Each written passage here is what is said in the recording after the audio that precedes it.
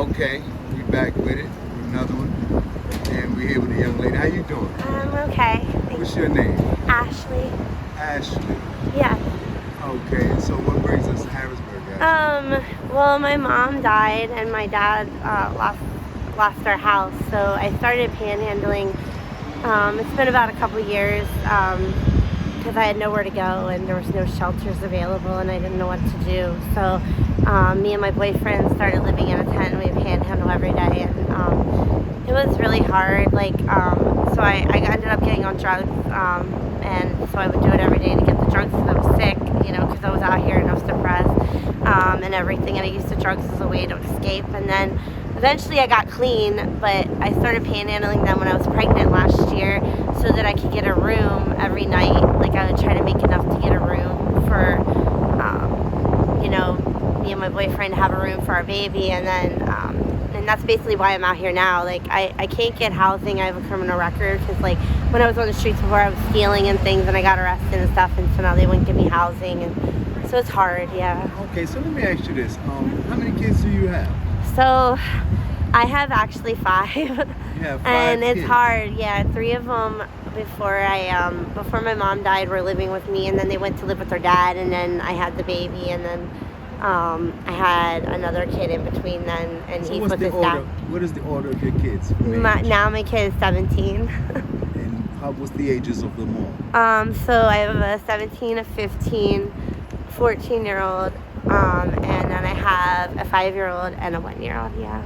Okay, well let me back up for a minute. Where are you originally from? So I was from Mechanicsburg, and then I was brought to Harrisburg by my boyfriend. I met him, and it's been hard for me to find a job. I have a disability with my feet, so it's hard for me to work a lot, anyways. But they only pay me $600 in disability, so it's really, it's not enough. You know what I mean? And I don't know what to do half the time. And so then you don't have any do you have any skills at all? What are some of the skills? not really. I'm trying to. I just enrolled back in college classes, but it's very hard. I don't have a laptop, so I have to go to the library to do my college work. And I've done cashier, and people say I'm really good at customer service, but I don't know. So Okay. and my thing is so I would just not panhandle and get a job. But the thing with a job is I need instant money to get a room every night. You know what I mean? Or I'm stuck outside, and it's horrible. And I hate it. And so honestly, I don't. After I got off of drugs, I didn't want to live in a tent anymore. You know what I mean? So it was really hard. So how long has it been now we're talking? So this would be the anniversary of 3 years. So January 2021, I started out here panhandling for drugs, and then it was January 2020 was when I started panhandling out here for drugs, and then it was 2021 when I eventually went to jail, and then I got out and I was on drugs for a little bit, and then I got off in 2020, at the end of 2021. So is panhandling all you do to earn funds? I try to work a little bit, but I don't know what to do, you know what I mean? And I've tried to donate plasma before, but I have a trouble with my iron, so I have to get iron transfusions, and so it's hard for me to keep my iron up, so they wouldn't let me donate. So let me ask you this: what is your choice of drug? So when I was doing drugs, it was heroin. Heroin. And that's what a lot of people are on out here. Yeah. And did you progress to that, or was that? Yeah, I started out smoking crack, but then after my dad died, my boyfriend just gave it to me one day, and so many times I wanted to quit it, but it's it's almost you're stuck in a chain of it. You know what I mean? Because you have to do it every day or you're sick. You know what I mean? Right. So let me ask you this: how do you rationalize panhandling and you have 5 kids?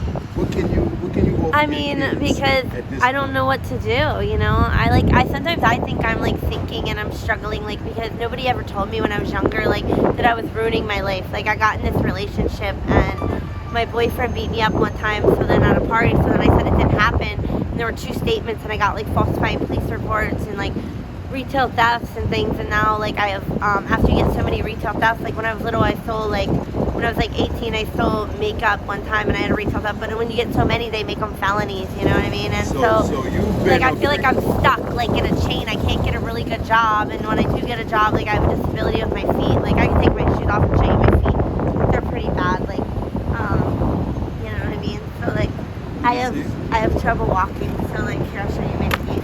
They're pretty bad. Oh, can you grab that? I'm sorry. Okay. But see my feet? So, like, I have a disability. So it's, like, hard for me. You know what I mean? But Social Security doesn't pay me enough and I can't get housing. So, like, I feel like I'm stuck in a vicious cycle. Like, I want to improve my life. But then, like, the things I was going, like, right out of high school, I was going for elementary education. I love kids. Like, I'm really good with kids. But, like, and I've had daycares want to hire me. But because of my criminal record, they can't hire me. And so I feel like I'm stuck because I tried to find out about clearing my criminal record. But I can't clear my criminal record because I have too many, you know what I mean, things. And there's no thing except you have to be, like, you know, and so I don't know what to do. Well, one of the things is that this organization, Action Matters, we're going to actually help assist you. Thank you. That would be wonderful. That's our purpose. I'd like to get off the streets. I mean, you know what I mean? Yeah. Like, however, you do know that it's a process. Yeah, I know. I've been on the housing list forever. I'm trying to fight my housing right now. I'm 389 on the list. I've been there the whole time I was pregnant. Like, do you know what it's like to have your baby and, like, you want to keep your baby, but, like, he gets taken from you because you're panhandling and you think you're doing the right thing in the process, like getting a motel room for him, but then they took him because of instability. And, you know, my friends and them all try to tell me, they're like, well, maybe it's safety, you know, and I'm going to New York all the time on a bus to see my daughter, like my 17-year-old, she just had a baby, and that's hard for me. I'm a grandma, and you know, and she's, like, right now a better situation than I am. She's in a group home and getting help, and I mean, that's wonderful, but, like, it makes me sad that I'm not there for every moment. So you have to use that energy to compel you to do something better for yourself so that you can, you know, wind up in a position and to I help want them. to, you know what I mean? So yeah, wanting is a good thing, but action. See, we're called Action Matters. Yeah. And action does matter. And, like, I go to try to get a room or something, like an apartment, and my thing is, too, I don't have, like, the security deposit, or I have my criminal record holds me back, or I don't have good credit, you know what I mean? So, like, I feel like sometimes, like I told people before, like, sometimes I don't see the point in living anymore. Like, I hate this lifestyle. Like, I hate having to panhandle and worry, like, every night that I'm not going to make enough. Like, a couple nights when we were pregnant, we had to sleep up in the parking garage because we had no, you know, we didn't make enough to get a room. Like, it's not a consistent thing. You don't know what you're going to make every night. Right. And it's hard. You know? No, it's certainly a devastating way to live from day to day. Yeah. You know, and so you have a significant other, you say, huh? Yeah, he's in jail right now for probation violation. Okay, so he can't be of any help to you. So let me ask you, what is the plan for tonight? It's Friday. I mean, I'm trying to panhandle and then go. I usually hop a bus at 9:30 and see what I made and pay my room, you know, if I can, and go in a hotel wherever I go. So if you don't mind us asking, what is the average, what do you make when you come out on a daily? I usually stand out here, you'll watch me, I stand out from like 4 to 9:30. When I was pregnant, I used to pool till like midnight, you know, sometimes, like, because I make sure I made enough, you know what I mean? And it was really hard for me because back then I was supporting my boyfriend, because when we came back to the streets, like, so I was working 2 jobs there for a while, and I thought everything was good. And then I went to jail for driving without a license, and I lost both my jobs, and so we had to come back out here to the streets after we got clean. I got 2 jobs and was, like, supporting us both. And then I lost my 2 jobs when I went to jail for driving without a license.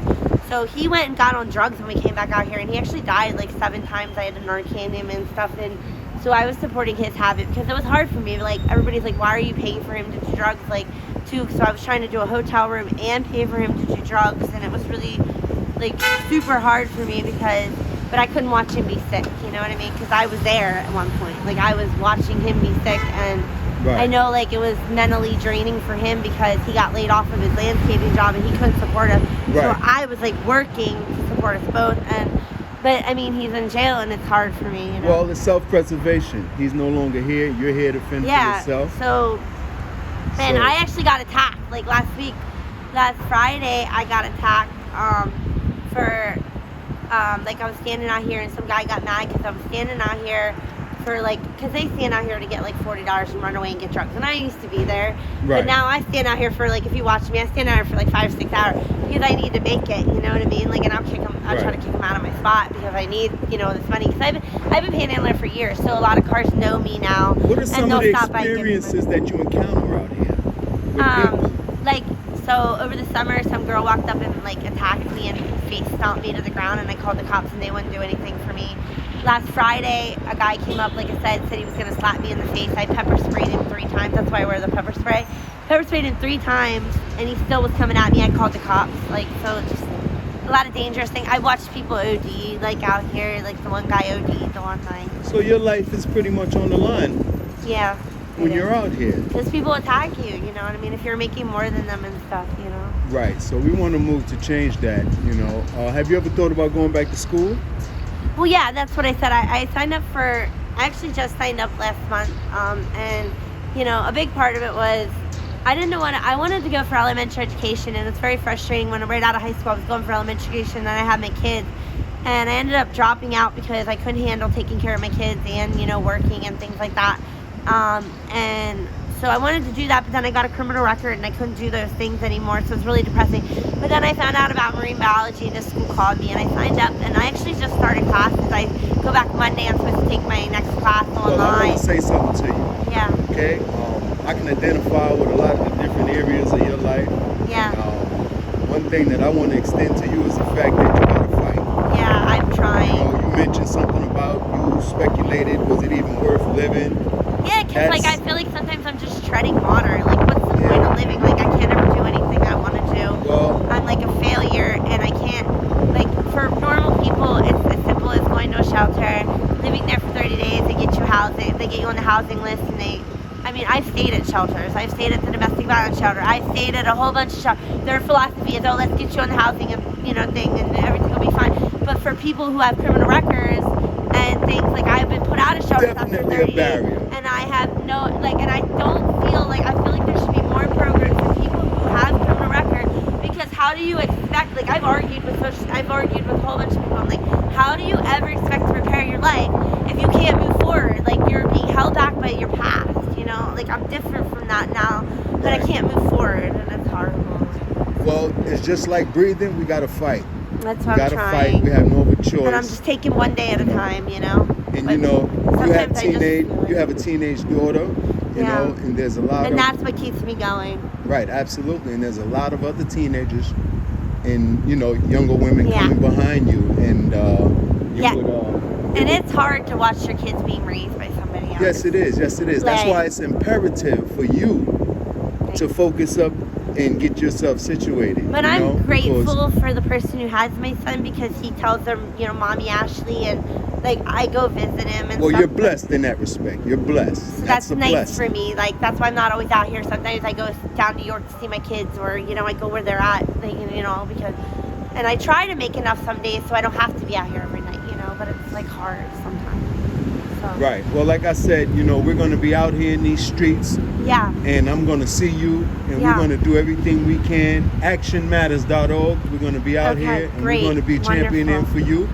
Thank you. And is there currently anything that you might need in terms of, like, you know, some food, clothing? I mean, I'd love to, you know, food, clothing, anything helps, you know what I mean? Like I would be happy if somebody gives me a quarter and shit, because, you know, people are like, well, why are you so happy to get, like, some change from somebody? But it all adds up, you know, and it definitely helps. Like, some days I've been so low, like, I've counted change, you know what I mean? And I was like, wow, you know, I have nothing changed. And I just think, like, you know, I have faith in God, and, like, He'll look out for me, and Absolutely. You know, I think that's what makes the difference, you know what I mean? Like, having something to believe in. And I just try to, you know, like, some days I do want to give up. Like, some days are better than others, you know what I mean? Some days are really crappy out here, and I've only made a little bit of money, and but yeah, I try, you know? Well, we just want to extend our blessings to you, and we want you to know that you are not alone in this fight. You got people like Action Matters that's going to fight for you. Yeah, and I think, like, the shelter shouldn't just put you out after 30 days if you don't have nowhere to go, you know what I mean? Like, they should be helping more. Like, I called Help Ministries, And, there are no shelters available. So what are you supposed to do? And their philosophy is, go commit yourself to crisis intervention. Like, I want to be Right. painted as a crazy person, so then that affects me seeing my kids. Like, no. Like, Right, that's what they used to tell me absolutely. when I was pregnant. Go into crisis intervention. Like I've cried before, like some things were really hard. Like, it's snowing, it's raining. It is. And I'm standing out here trying to make, and people look at me like I'm crazy, but, and like, go get a job. Like, that's easier said than done. When you're on the streets and you can't get a shower, like, and you don't feel like a person, Right. you expect me to go to work. And then what do I do with my belongings while I go to work, Like, Absolutely. it's horrible. Clearly understood. Or like the one time I lost my job because I got this job at Popeyes and I didn't have money to buy the non-skid shoes, and everybody's like, go tell your boss. Like, that's embarrassing, you know what I mean? Like, to tell somebody, and I try to hide it, Right. So. Okay, so let me ask you this. Do you have any means of contact? Yeah, I have you a have a cell social phone, a media? free government phone I got. Oh, you do? Okay, you Yeah. have social media. Yeah. I mean, I don't really use, like, Facebook and Snapchat and things, but yeah, I try, You what I have mean? Cash App. Yeah. Okay, well, what I want to do is I want you to state your Cash App, Okay. and Yeah. hopefully this will help lighten the fall as time goes Somebody on. actually, my daughter Just set it state up it for me clear. to my dad. I tried to talk to my dad, but he's kind of crazy right now. He lost his mind after my mom died, and he started like giving all these scammers money and stuff, and I'm dealing Right. with that. Yeah, we definitely want to help you try to, Yeah. piece by piece put it back together. You understand it's a process. So it's hold on one second. Sorry, I don't know how to find it on here. Do you know how to find it on here? My daughter set it up for me. Yep. Let's punch it up. Oh, okay. It's $ashtreyer35. Spell that out. ASHTRAYER 35.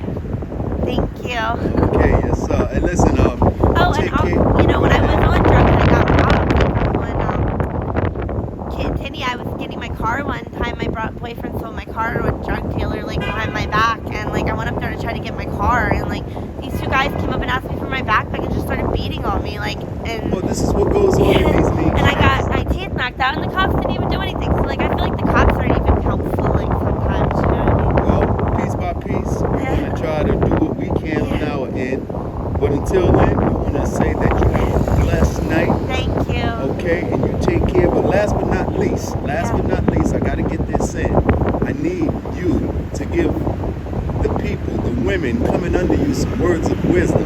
What to and not to do. Keep the faith and don't give up. And just remember, when you think about giving up, just picture your kids and how they would be affected by it. And just remember, you got to fight for them. I used to keep a picture of my son, my baby that I had, in my wallet, and I keep a picture of my grandkid and stuff. And when I think about giving up, Affirmation. I'm like, well, when nobody cares, I think they care. You know what I mean? Like, There you go. and even the little memories with me, you know what I mean? Where would they be without me? And that's what keeps me going. That's right. Let me see what's the sign. Thank you. Anything helps. Yeah, anything. Even if you only have a quarter, it means the world to me. Okay, listen, you be safe out here. Have a blessed day, and I'll be checking up